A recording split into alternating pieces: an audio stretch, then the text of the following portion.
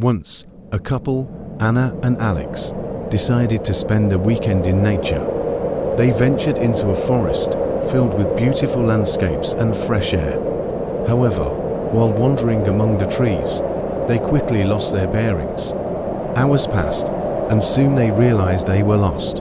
As the sun began to set, the forest turned dark and gloomy. Suddenly, they noticed a silhouette of an abandoned house in the distance. Hope for salvation urged them to approach it. The door was slightly ajar, and the couple cautiously stepped inside. Inside, there was a dead silence.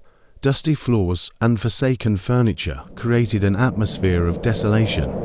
Anna felt a chill, but Alex reassured her, saying they just needed to rest before finding their way back.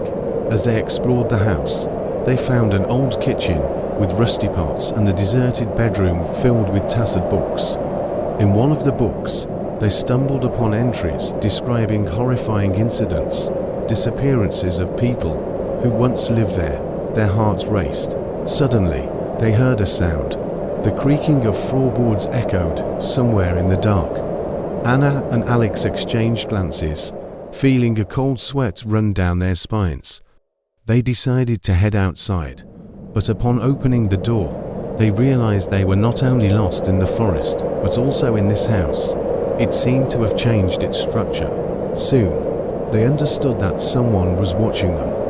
The rustling grew louder, and the shadow behind them loomed larger. Finally, from the darkness emerged a man in tattered clothes with wild eyes.